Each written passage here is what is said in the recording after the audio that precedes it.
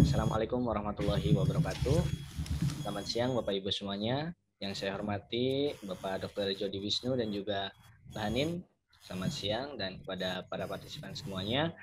Pada kesempatan kali ini izinkan saya untuk mempresentasikan abstrak dan juga hasil pengabdian kepada masyarakat yang berjudul mengenai sosialisasi mengenal tumbuh kembang remaja dan juga fenomena pernikahan anak dalam upaya pencegahan terjadinya pernikahan anak pada masa pandemi COVID-19 di SMP Negeri 1 Ciawi Gebang, Kabupaten Kuningan. Dan perkenalkan, nama saya Muhammad Donarudin dan saya merupakan mahasiswa S2 Ilmu Kesehatan Masyarakat Sekolah Tinggi Ilmu Kesehatan Kuningan, Jawa Barat. Ya. Sebelum saya mulai, saya ada sedikit pantun dulu. Kedupan naik kora-kora, pulangnya ke Ragunan lihat orang utan. Sungguh suatu kebanggaan yang tidak terkira dapat presentasi oral di Forum Nasional Filantropi Kesehatan.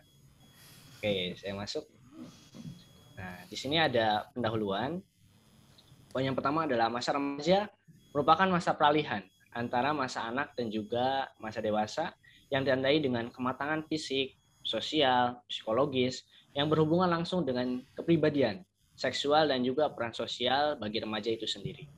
Pernikahan anak yang dilakukan pada usia anak ataupun remaja merupakan salah satu bentuk tindak kekerasan terhadap anak. Karena apa? Karena akan mempengaruhi aspek pendidikan, kualitas kesehatannya, lalu juga berpotensi mengalami tindak kekerasan, serta berpotensi untuk hidup dalam garis kemiskinan. Poin yang kedua, dengan adanya pandemi COVID-19 ini tentunya memberikan dampak terhadap peningkatan pernikahan anak. Hal itu terjadi karena kebijakan penutupan sekolah dan juga pemberlakuan belajar di rumah yang menjadikan salah satu pemicu maraknya pernikahan anak. Aktivitas belajar pun di rumah yang mengakibatkan remaja pun memiliki keleluasaan dalam bergaul di lingkungan sekitar dengan pengawasan orang tua terhadap anaknya yang menjadi lemah. Data internasional dari UNICEF dalam penelitian Roberto tahun 2020 menyatakan bahwa angka perkawinan anak di Indonesia menempati urutan ke-7 di dunia dan juga menempati posisi kedua di ASEAN setelah negara Kamboja. Lalu poin yang keempat adalah di Indonesia pada tahun 2018 tercatat 1 dari 9 anak perempuan yang berusia 20-24 tahun ternyata menikah sebelum usia 18 tahun. Dan data hasil Susenas pada tahun 2017 menunjukkan bahwa Provinsi Jawa Barat terdapat 23,43% melakukan perkawinan anak itu dengan usia kurang dari 17 tahun. Di Kabupaten Kuningan sendiri, tempat penelitian ataupun pengabdian masyarakat saya tercatat pada tahun 2019 terdapat 36 kasus perkawinan di usia anak. Sedangkan pada tahun 2020 ternyata mengalami kenaikan menjadi 74 kasus. Dan 24% diantaranya dari total keseluruhan kasus perkawinan anak di Kabupaten Kuningan terjadi di Kecamatan Ciawi Gebang. Dan Kecamatan Ciawi Gebang pun menjadi penyumbang terbesar yang mengalami kejadian perkawinan usia anak, yaitu terdapat 18 kasus. Dan semuanya terjadi pada remaja perempuan. Untuk metode pengabdian kepada masyarakat yang kami lakukan, pengabdian masyarakat ini dilakukan dengan memberikan sosialisasi dan juga edukasi ya mengenai tumbuh kembang remaja, fenomena pernikahan anak, sebab akibat serta tata cara pencegahan supaya tidak terjadinya pernikahan anak yang dilaksanakan di SMP Negeri 1 Ciawi Gebang, Kabupaten Kuningan. Sosialisasi dan juga edukasi yang diberikan ini melalui media ceramah, tanya jawab, pengisian teka-teki silang, penyampaian storytelling mengenai dampak pernikahan anak dengan menggunakan alat bantu berupa laptop dan juga LCD. Data ini dianalisis secara univariat dan juga mengetahui gambaran karakteristik sosiodemografi serta pengetahuan siswa-siswi mengenai tumbuh kembang remaja. Fenomena pernikahan anak pun sebab akibat serta tata cara pencegahan pernikahan anak. Inilah beberapa materi dan juga saya sampaikan dan tuangkan dalam analisis univariat. Dan juga selain analisis univariat, peningkatan skor pengetahuan siswa ataupun siswinya pun antara sebelum dan sesudah diberikannya edukasi melalui ceramah dianalisis menggunakan uji T berpasangan dengan tingkat kemaknaan 5%. Nah, ini adalah salah satu media teka-teki silang yang saya sampaikan pada saat pengabdian kepada masyarakat, karena saya sasarannya adalah siswa SMP. Jadi ini adalah salah satu cara kita supaya bagaimana caranya siswa itu bisa secara aktif berkontributif dan juga istilahnya komunikasi dua arah antara narasumber dengan siswanya ya.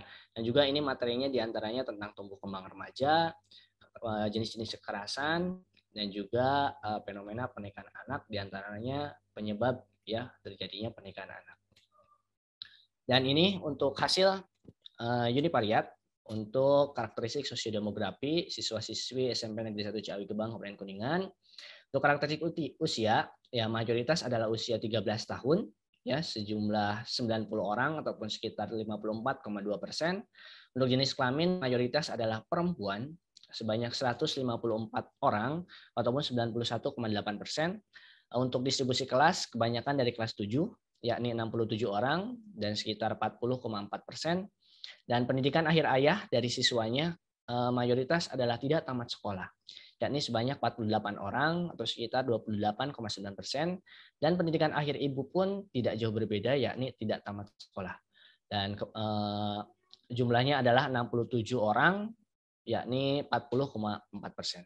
Ini untuk karakteristik sosiodemografi siswa-siswinya. Nah, selain analisis univariat yang saya lakukan adalah mengukur untuk peningkatan ya antara sebelum dan sesudah dilakukannya edukasi, dan inilah didapatkan gambaran pengetahuan siswa-siswi SMP Negeri 1 Ciawi Gebang Kabupaten Kuningan. Untuk sebelum edukasi ya nilai minimum ataupun skor minimum yang didapatkan adalah sebesar 52 dan juga maksimumnya adalah 90 ya mendapat skornya, dan meannya ataupun rata-rata yang skor yang didapat oleh siswa adalah 63,38. Untuk setelah edukasi alhamdulillah mengalami peningkatan. Untuk nilai minimumnya itu mendapatkan skor 60 dan juga maksimumnya skor 96, dan rata-ratanya naik menjadi 83,92 ya. Dan juga didapatkan nilai V-value 0,00 yang memiliki arti pengetahuan siswa atau siswa ini mengalami peningkatan secara bermakna ya dari sebelum dan sesudah dilakukannya sosialisasi dan juga edukasi. Saya lanjutkan untuk pembahasan. Pelaksanaan sosialisasi dan juga edukasi ini telah menunjukkan manfaat yang positif ya terhadap peningkatan pengetahuan dari siswa ataupun siswi mengenai tumbuh kembang seorang remaja, fenomena pernikahan anak, serta akibat serta tata cara pencegahan pernikahan anak khususnya pada masa pandemi COVID-19. Sosialisasi dan edukasi ini juga dapat meningkatkan pengetahuan dan kecermatan para remaja ya dalam menghindari perilaku seksual pranikah agar dapat terhindar dari perilaku seksual yang beresiko dan juga kejadian kehamilan yang tidak direncanakan. Selain itu juga sebagai upaya menurunkan angka pernikahan anak yang ternyata cenderung meningkat setiap tahunnya. Metode sosialisasi edukasi ini diawali dengan pemberian lembar kuesioner tertutup ya kepada seluruh responden sebanyak 166 orang siswa-siswi dari total populasi 283 di SMP Negeri 1 Ciawi Gebang, dan juga dilanjutkan dengan pemberian edukasi ya mengenai tumbuh kembang remaja, fenomena pernikahan anak, sebab akibat serta tata cara pencegahan pernikahan anak.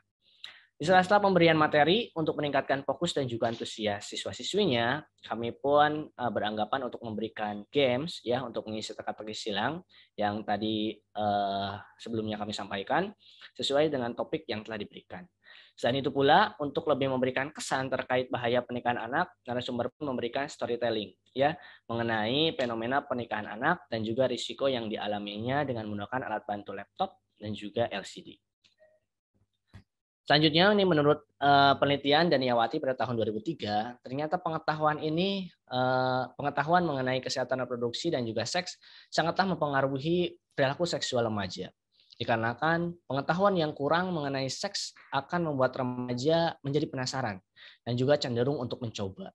Selain aspek pengetahuan, ternyata masih ada faktor-faktor yang lain yang dapat mempengaruhi kejadian perilaku seks pranikah ya, yakni sumber informasi yang salah, kegiatan pengisi waktu luang, dan juga dengan hal yang negatif dan juga kurangnya pengawasan orang tua dan lain-lain. Hal ini juga sejalan dengan apa yang diungkapkan oleh Aji pada tahun 2000 bahwa remaja masih belum memiliki pengetahuan yang memadai mengenai perkembangan tubuhnya sendiri. Sehingga remaja berusaha mencari tahu dengan caranya sendiri, dan akibatnya remaja menjadi rentan terhadap pengaruh buruk dari luar yang mendorong timbulnya perilaku seksual yang berisiko tinggi tentunya. Dan berikut kesimpulan dan juga saran. dari pengabdian kepada masyarakat yang telah kami lakukan. Kesimpulannya, sosialisasi dan edukasi tumbuh kembang remaja dan pernikahan anak terbukti dapat meningkatkan pengetahuan siswa ataupun siswi di SMP Negeri 1 Ciawi Gebang, Kabupaten Kuningan.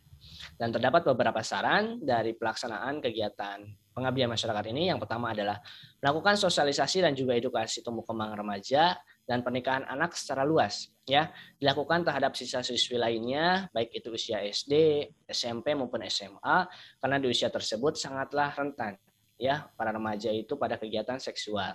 Karena seiring dengan pertambahannya umur, ternyata perkembangan organ seksualnya pun semakin meningkat. Jadi dorongan untuk mencobanya pun semakin meningkat.